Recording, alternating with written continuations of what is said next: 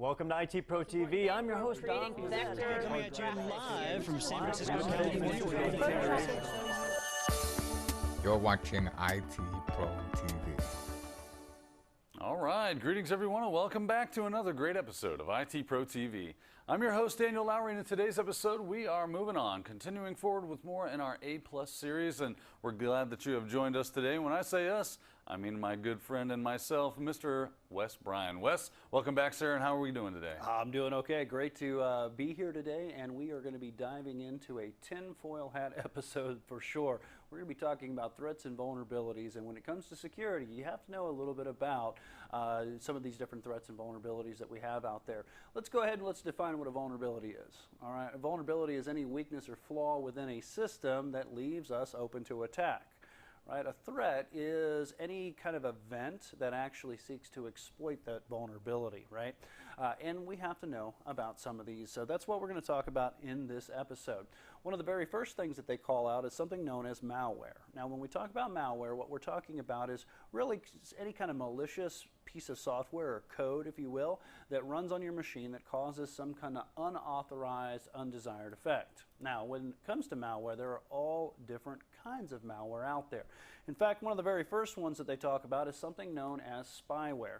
Now, when we talk about spyware, understand that spyware, in fact, I got a little bit of a diagram here. Spyware is one that gets on your computer, and what it really does is it monitors your browsing habits, right? It monitors things like your local data store, if you will, monitors things like your, again, web browsing, email clients, and more importantly, when we talk about spyware, is that it actually can collect that information and it can send it out, right? And when it sends it out, it can send it out collecting, to a collection location where they can turn around and they can resell this information if they want to things like corporations for the purposes of, well, giving you advertisements and stuff, if you will. But it also can happen to be like identity thieves, right?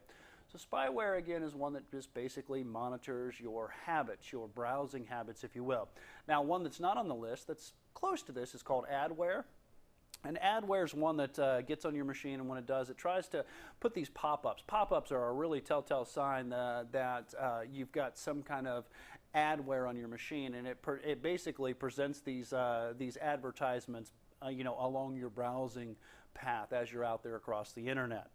Now, we do have other types of malware as well. We have what are known as viruses. Now, a virus is essentially a component or a piece of software that needs some kind of host. It needs to be able to piggyback, like a file attachment, if you will, or a file transfer, file download. If you end up visiting, for instance, maybe a malicious website, keep in mind we've talked about HTTP in prior episodes. You're actually asking the web browser, or the web browser's asking the web page or the web server, hey, I need this resource. Well, there isn't really any guarantee out there that the resource that's going to be turned back to the web browser then rendered locally on the client is going to be non-malicious, right? So you can get viruses that way. They can be USB-based, email-based, or it could be other infected systems too. Keep in mind, one of the big things about the piece of malware known as a virus is that it does need a host to make its way onto your computer. And the reason I kind of stress that is because this next component, it doesn't need a host, all right? And that's something known as a worm. And worms are very nasty pieces of malware, a very nasty piece of code, because it's actually a self-sufficient, right? Replicating piece of code, and it really doesn't need a host. It can actually stand on the outside of your router out there on the outside of your access point in between your network and your ISP's network, just waiting for a port of entry. And again, these can also they can be internet based. They can consume things like USB, again, mail, email systems, other infected systems too. And what they kind of do, what they really seek to do is consume all your resources. For instance, your disk I/O you might see starts to ramp up, and if you open Task Manager inside of Windows, you'll notice that you got 99%, 100% disk utilization, consuming your memory, network resources. In fact, we have to worry about worms because of the fact that they are self-sufficient in the fact that they can just maintain their own lifespan cycle, if you will, but then they're also replicating, right? They can replicate themselves, hence the term worm. You cut one worm in half, right? You end up having two worms, and again, each one of those worms is now their own independent entity. Well, worms work the same way in computing. Each one of those replicas becomes now its own self-sufficient piece of code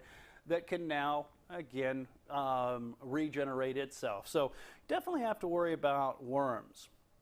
Now, the other type of malware that you have that we need to be aware of are what are known as Trojans. And a Trojan is one that may not seem like it's really malicious in any way, because what it does is it usually in and of itself is it's not an attack, but it paves the way for additional attacks. And again, these can make their way on your system through things like web browsing.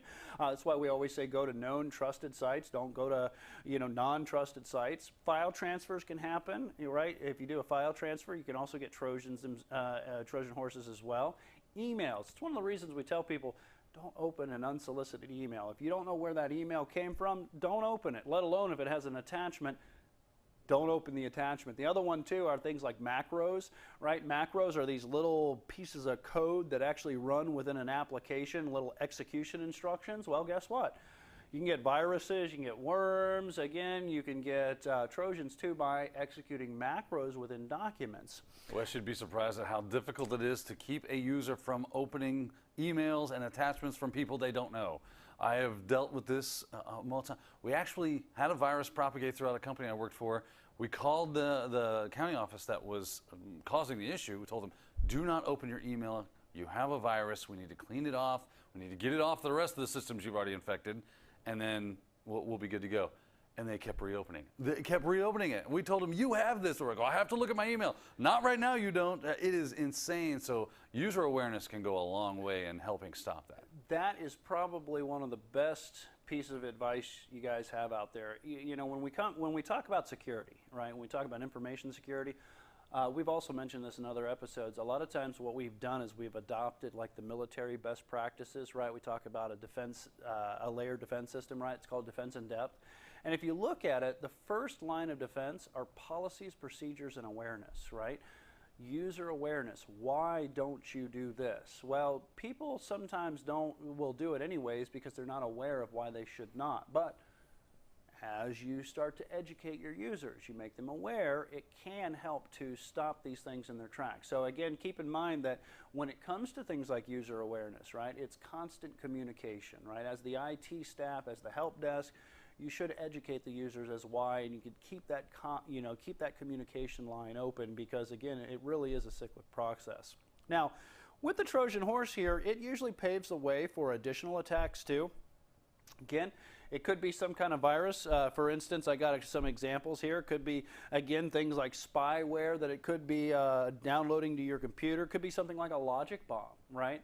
Now, what's a logic bomb? Logic bombs aren't called out on threats and vulnerability here in this, this exam, but I want to go ahead and mention it because you never know if it might show up on the exam or not, right? A logic bomb is typically a piece of malware that waits for a trigger event, right? It has some kind of trigger that activates it, but it doesn't activate right away. What it tries to do is propagate itself to more and more devices, and then it triggers, right? And a logic bomb, all three of these that I'm going to talk about are really closely intertwined when it comes to their success on getting on multiple machines. So for instance, you download a Trojan, it has a logic bomb inside of it, and that logic bomb waits for this trigger event. Well, what's the trigger event? All right, and we talk about propagating itself to other computers, right, as many as possible. Well, what it's doing is it could be creating what's known as, they call it zombie computers, right, more commonly called a botnet. All right, and what you have is essentially you have this drone software, if you will, that is propagated through Trojans through multiple computers. They wait for a trigger event, just like a logic bomb, and then what they do is they simultaneously attack a single target. You'll go on to learn in additional security technologies, and when it comes to like additional threats, you'll learn about what are known as distributed denial of service attacks, right? Where if we attack a single target, we can bring it offline. If the target is big enough, a single attack won't do it, so we need to basically aggregate multiple computers together and all simultaneously attack that single target.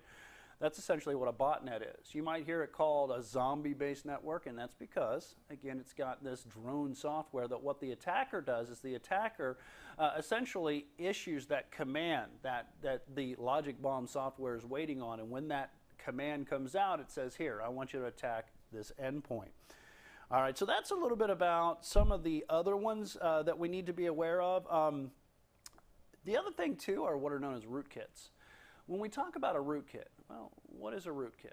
All right, well, we have to kind of take a trip back in time and understand where it originally got its name, because even though its name meant one thing in the olden days, it doesn't really mean that today, all right? And when we talk about rootkits, what we're talking about, I want you to go think about Unix-based operating systems, right? The highest privileged account, the most privileged account on those earlier Unix operating systems, even today, in Linux operating systems, is what is known as the root user. See, the root user has, kind of in a Windows environment, we call it the Windows administrator, right? It has privileged access to the system, utilities, if you will, configuration, security settings. Well, what the original rootkits would do is they would try to install themselves, and when they installed themselves, they tried to get that root user access so that they can take control over the system. Now, rootkits today aren't necessarily, I mean, Windows, you don't have a root user, right? You have an administrative user. So the concept is still the same in the fact that they're trying to gain privileged access to the machine, but just don't think it is as exploiting the root account, right? And when we say privileged access, it can be so much so that they sit down in the level of the kernel in between the drivers, in between things like your operating system and your hardware, to where when you run things like your antivirus software or anti-malware software, as it's collectively called today, because we don't just have viruses, we have malware, and it hides itself. It hides itself from that anti-malware software, and what it sees is it sees that this piece of software is trying to find it, and instead of it just finding it, it tells that it tells that piece of software, yeah, here's what I want you to see. So it hides itself, right? The other thing too is that it can get so low down into the operating system and the abstract architecture, if you will. Remember, we have the user, we have the graphical user interface, right, where the user interacts, and then from there we have the kernel, which is the lower portions of the operating system with the drivers and all the executive services. We have firmware and then hardware. Well, imagine a rootkit being able to hide itself so well that even the CPU doesn't even know that it's there. So these can be very, very nasty pieces of software, and in fact, they can be very difficult to identify and get off of these machines, right? Yeah, that's right, because you never know when you actually acquired said thing, and what happens then? Well, if I'm like, oh, I'll go to a backup, I'll be fine. Well, do you know if that backup's got the infection in it or not? Because I sure don't. And a lot of times when it comes down to that, well, what are you going to have to do? Talking about smoking a computer, reinstalling, and then hopefully, I mean, you're done. It's a worst case scenario, to be honest with you, because you don't know what file might be infected. Most definitely. Inside of Windows environment, they have what's called ELAM drivers, right? What's an ELAM driver? ELAM is just another acronym that I'm throwing at you guys. That means Early Launch Anti-Malware Driver. And this is interesting because when your operating system goes to boot, a lot of times you don't have protection, right? Your anti-malware software hasn't even initiated, and rootkits like to start well before the operating system even gets started. So what Windows has built into it, right, is down there in the boot files, before we even launch system drivers, that's why it's called Early Launch Anti-Malware Driver, is that it actually loads and it says, let me check the boot configuration, let me check the system drivers. All right, and let me check the operating system and the kernel and find out if they've maintained their integrity.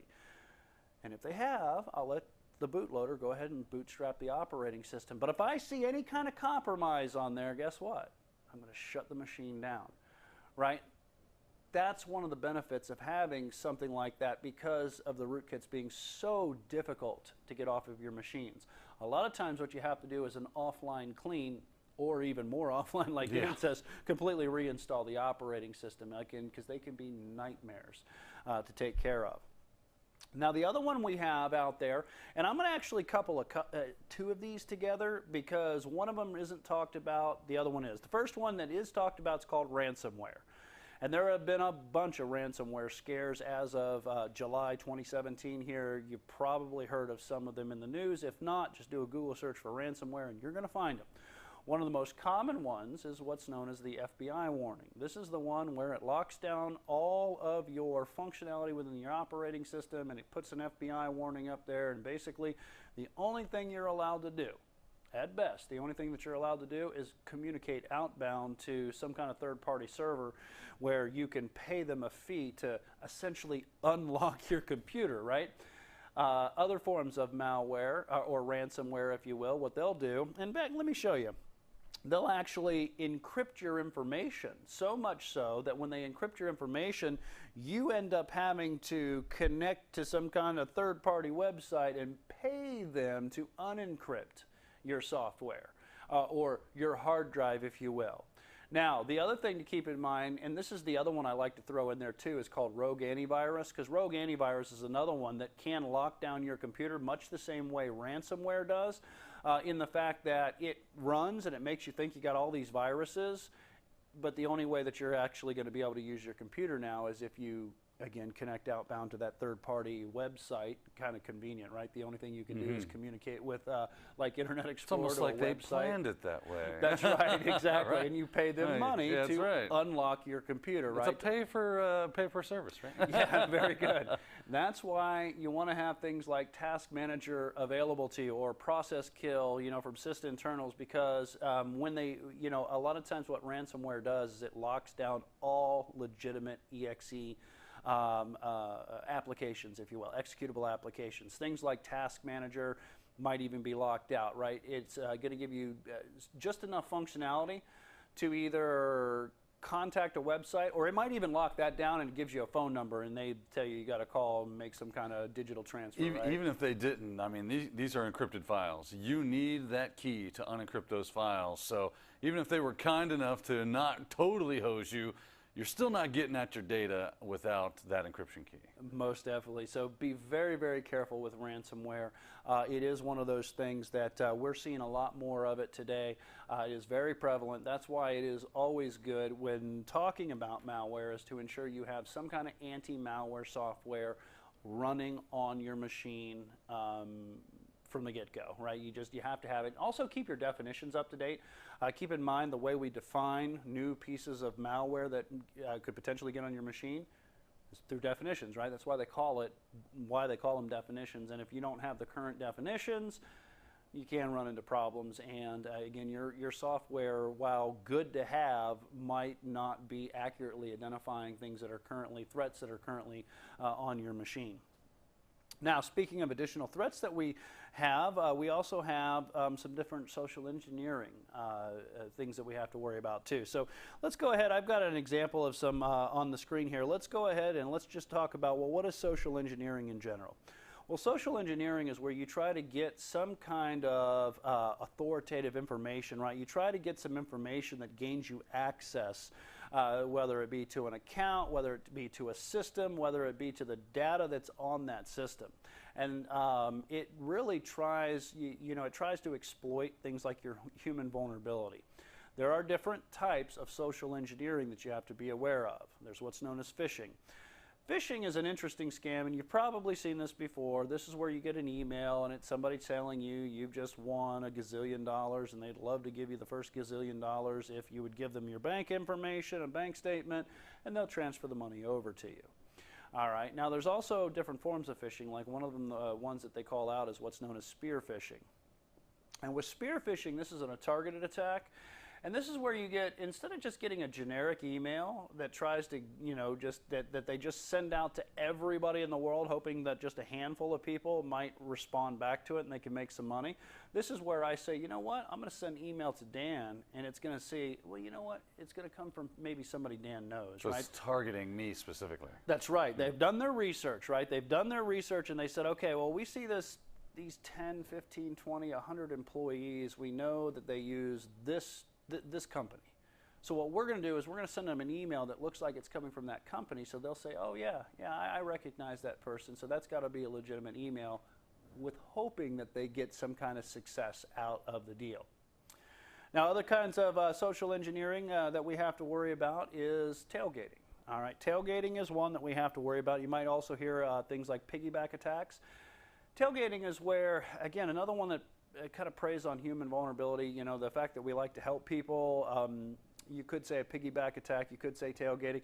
Imagine where, you know, an issue where somebody's coming up to the door and they're dressed in some kind of outfit that looks like they're trying to deliver something, right? You have a secure door there and somebody just leaves the door open for you, right? And you allow them in. Well, that's impersonation, right? Impersonation is the fact that they're impersonating the fact that they should be there or that they're delivering something when really they're just the attacker. Tailgating goes a little bit farther and more malicious because what that says is, you know what? As that door is closing, the one person that was authorized to go through that door, it didn't close it fast enough, right? So what ends up happening is somebody ends up following behind them. Again, that's the tailgating attack. I have to worry about this in the apartment complex that I have, right? Because I go up to that authenticated door, I open the door takes forever to close, but I'm not going to sit there and wait for it to close on my car as I'm going through it. So as I pull through that gate, well, guess what? Somebody else follows in through. So that's why we have things like man traps, if you will. Man trap is a form, and we'll talk about physical security coming up, but this is where you go into a public entrance, a public door. That public door closes, and then you walk to the end of the hallway, and you authenticate on the other to the secure area. The secure area door opens up, you go through the secure area door, it closes, and then allows public access for the next person going into the man trap, right? You can think of things like barricades. Dumpster diving. Dumpster diving is another one that we also have to worry about, right? When it comes to social engineering, a lot of times people put a lot of information, writing information down. If you can think about it, one of the locations that really is very convenient for attackers that are in social engineering are those yearly calendars. A lot of people like to scribble all kinds of like important information, little dates, numbers, if you will, maybe account passwords. Well, guess what? They end up in the dumpster, and if people are doing dumpster diving, they can collect personal information that can be used to mount or gain unauthorized attacks to different accounts. Then we have one of the most basic ones, right? That's called shoulder surfing. Shoulder surfing is exactly what it sounds like. That's where you're looking over somebody's shoulder and you're trying to glean information. That's one of the reasons we talk about things like privacy filters. Privacy filters are important, right? Because what it does is it means if somebody isn't right in front of the monitor, they really can't see what's going on, right? So we have to worry about shoulder surfing. You have to worry about that at ATMs, right? People like to look over your shoulder, see if they could guess whatever your PIN is that you're typing in as you're using your ATM card or your debit card, if you will, at the ATM. So you also have to worry about things like shoulder surfing. All right, so what are some of the other ones that we have to worry about? Well, one of the other ones we have to worry about is what is known as a man-in-the-middle attack. All right, now a man-in-the-middle attack could be on your local network, right? If it's on your local network, a lot of times it's done through for the purposes of eavesdropping to find out what information is going between you, a source, and a destination. But keep in mind, this could be out there on the internet too, and a lot of times it is. In the fact that a man-in-the-middle attack is when the attacker actually sits between source and destination of a communication, and again, best case scenario, all they're doing is eavesdropping. Worst case scenario is they do a session hijacking attack or something like that where they actually redirect information. So coming from this client going up maybe to the server, this hacker that's in between or attacker that's in between gathers information and then passes it off to the server. And eventually what can happen is if it's like a session hijacking attack is that this attacker can gain enough information from the source of the communication and things like session cookies where it can really just take that computer completely out of the mix. Now there's no way for the server in this case to know that, hey, that's actually not the legitimate person in this conversation. That's actually the attacker. So we have to worry about things like man-in-the-middle attacks too. Yeah, they're very fun to do, by the way. If you've never done one, it's not too difficult, especially if you're on a wireless network. You can kind of play around with that. Only on networks that you have authorized access to do so on, though, right? That's right. One of the other attacks we have to worry about is what's known as a spoofing attack. Now, a spoofing attack is a little bit different than an impersonation attack. See, an impersonation attack is where you're pretending to be somebody you're not, but the other the party that's involved, the victim, knows that you're there. Right, if I impersonate like I'm a UPS truck driver, if you will, right, they know that I'm there. They can see me in the outfit. if I call up and I say, hey, this is the help desk, we're going to need your password because at 5 o'clock we're doing some kind of, I don't know, maintenance on your PC, right? They can hear me, they know that I'm there, but I'm pretending to be somebody I'm not. Spoofing, on the other hand, you're pretending to be somebody you're not, but the purpose is to conceal the fact that you're even there. Right? For instance, maybe you can get crafty with this. In fact, that you can make it look like you're the source of the communication, or you can make it somebody believe that you're the destination of the communication, like a server, if you will, and all you've done is you manipulated the IP address of a network packet. Now, again, that's not relatively easy, but it can be done. So spoofing is kind of like impersonation, but the difference is you're pretending to be somebody you're not, but you're trying to conceal the fact that you're even there to begin with. All right, so one of the other things that I want to talk about too is something known as a zero-day exploit. You might hear it called a zero-day attack, all right? Let's go ahead and talk about a zero-day. Now, I got a little diagram here, and we'll kind of go through it because we really got to kind of zoom in. There's a lot that goes into zero-day, all right? Zero-day, we're talking about vulnerabilities, right? And vulnerabilities happen all over the place, right? It could be software, it could be a vulnerability, you know, that a weakness that you're not even aware of, right? Well, the vulnerability can be introduced, right, before it's ever discovered. A vulnerability that isn't discovered, we're not really worried about, but then the vulnerability becomes discovered, all right? And that's where the problem comes in, because then things like attackers can learn that the vulnerability can be exploited. And that's when we got a problem, right? Zero-day just means this period of time when a vulnerability can be exploited and the vendor remains unaware, right? So we have this period of time where the hacker or attacker says, hey, not only did I find this vulnerability, I found a way to exploit it. See, because a discovered vulnerability doesn't necessarily mean that it's really a problem, right? Because we could say that, yeah, theoretically you could crack this encryption, but it'd take you a gazillion years to do it. Well, that could be theoretically a vulnerability, but it's not really one I worry about, you know, patching up. Now, you also have to keep in mind that what happens too in the zero-day is that the vulnerability exploit is then implemented. And the problem is the vendor isn't aware that it even exists. And that's when security is at its lowest point. But then you have some people that say, well, then you go through vendor awareness, vendor becomes aware, and you're still vulnerable, right? Because then the vendor has to go through a patch deployment or development, if you will.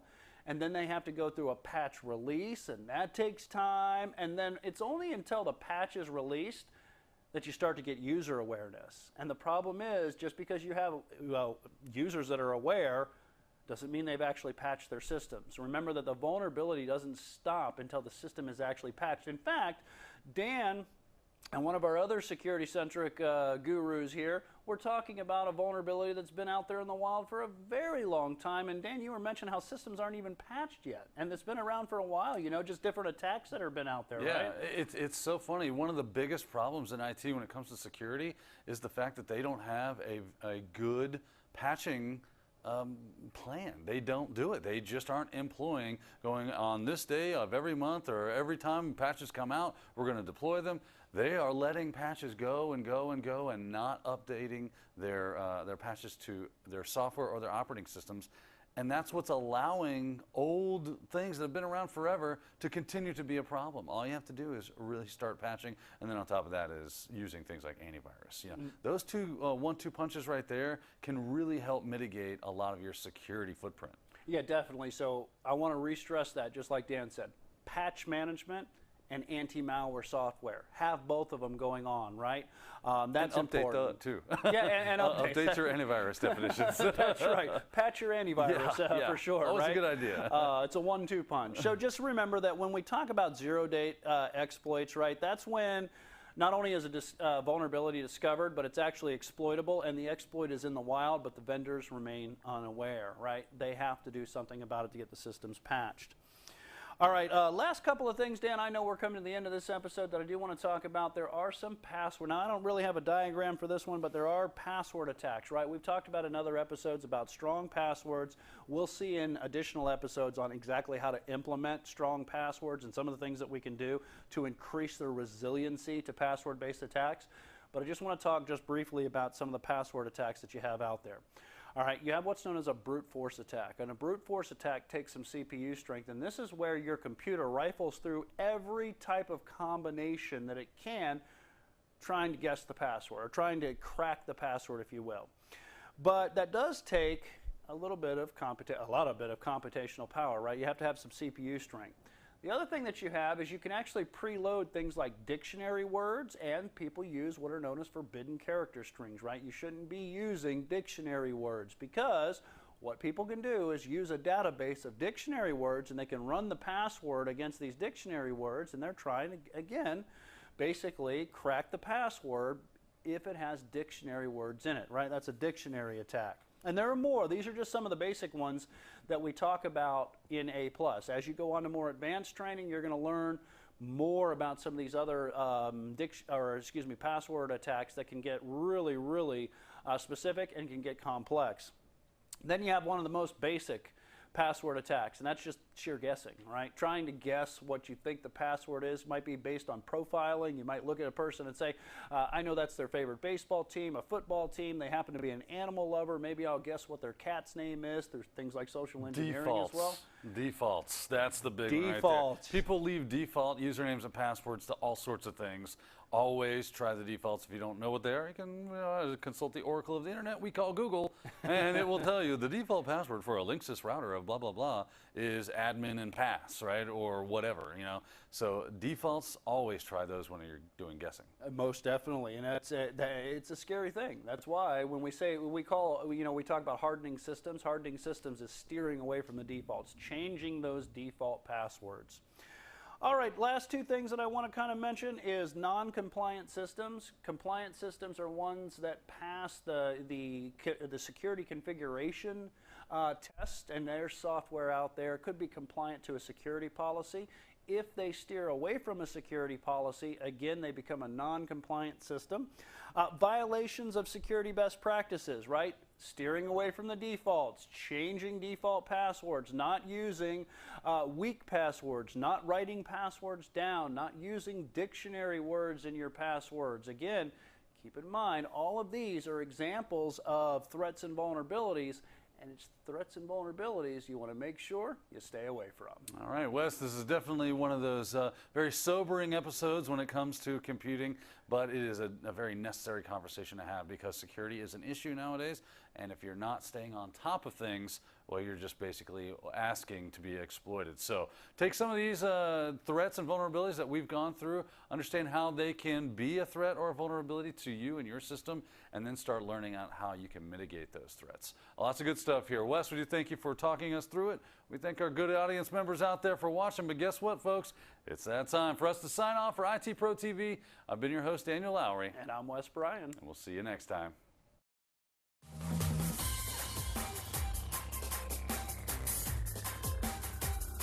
Thank you for watching IT Pro TV.